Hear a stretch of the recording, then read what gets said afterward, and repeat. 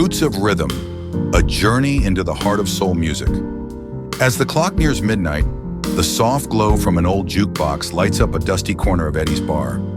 The place is quiet, empty except for 24-year-old Jamal, a young musician, and Eddie, the bar's grizzled owner, who's seen his fair share of years in soul music legends. Jamal is here for answers, desperate to understand something Eddie told him weeks before. You want to know soul music, then you need to feel it. Tonight, Jamal's here to finally understand what Eddie meant. Jamal had grown up listening to his mom's records, Aretha Franklin, Sam Cooke, Otis Redding, but he'd always been more focused on jazz, blues, or rock. Soul music, he thought, was just the old stuff. But his bandmates kept saying his music was missing something, a connection to his roots, to his people, the soul.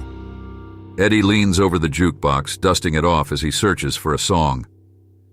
You know, Jamal, soul music wasn't just about music. It was the heart of our people. When everything else was taken, soul was ours. He selects a record, and a deep, resonant hum fills the room as Marvin Gaye's What's Going On begins. Jamal's ears perk up, familiar with the song but unprepared for the depth that Eddie seems to hear. This was 1971, Eddie says, his voice low, almost reverent. When Marvin sang this, the country was divided. War, protests, police brutality, it was all boiling over. And here comes this soft-spoken man singing, "What's going on?" He wasn't shouting, he was questioning. Soul had the power to take anger and turn it into hope, to take questions and make them universal. That's the thing about soul, Jamal. It's truth with rhythm. Eddie takes a seat across from Jamal, studying the young musician's face. Soul music came from the blues, from gospel, from a time when people needed to believe in something bigger. Slaves sang in the fields, singing songs of survival and of faith. When gospel music brought people together in church, it was like a river joining streams of hope and sorrow. Jamal closes his eyes listening to Marvin's voice, hearing the layers for the first time. There's pain in it, yes, but also resilience. So soul music was about community? He asks, unsure but intrigued. Exactly. Eddie nods, a glimmer of pride in his eyes. It was a voice for the people who had none. When Otis sang, "Try a Little Tenderness," he wasn't just singing about love. He was talking about taking care of each other. Soul was the voice we needed, saying, "Hey, we're here, we matter." Eddie leans back, lighting a cigarette as he looks out the window, as though seeing another time entirely. "I remember, Jamal," he says softly. "Back in '68, the night Dr. King was shot. The city was on fire.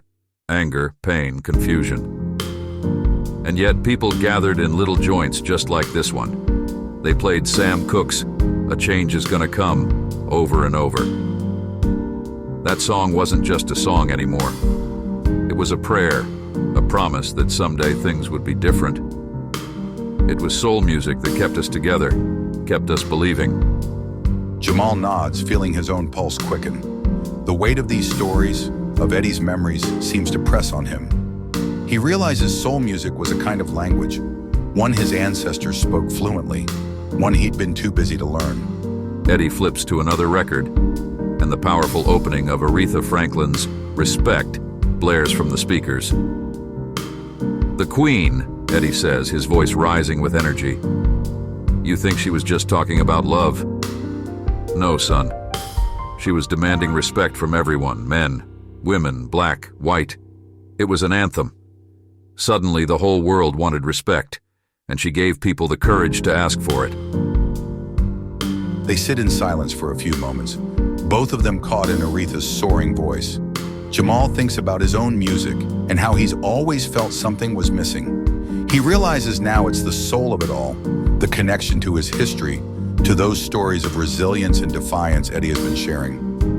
But does it still mean something today? Jamal asks, breaking the silence. With all the genres now, all the technology, do people still need soul? Eddie chuckles, shaking his head slowly. "Listen here, son.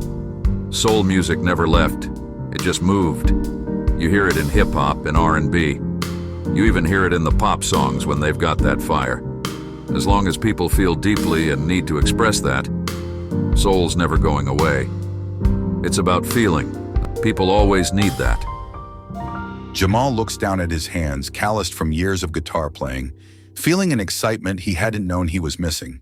He gets up and walks over to the jukebox, selecting a song without looking. The opening notes of Al Green's Let's Stay Together fill the room, and he turns to see Eddie smiling. Guess you're starting to get it, Eddie says with a wink. Now remember, Jamal, soul music isn't just about listening. It's about giving people something to hold on to, something they can feel in their bones.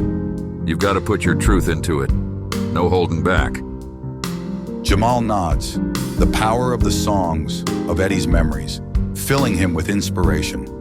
He knows now what his music has been missing. It wasn't just notes or lyrics, it was roots, truth, and a piece of his history. He takes a deep breath, looking around at the dimly lit bar, the jukebox casting a warm glow, and realizes that soul music, like Eddie said, is something you feel. It's a gift passed down, one that can't be ignored or forgotten. As Jamal heads out, he thanks Eddie with a handshake that feels more like a promise, a vow to carry the torch forward. Soul music may have come from the past, but tonight Jamal sees it still alive, just waiting for people like him to give it life again.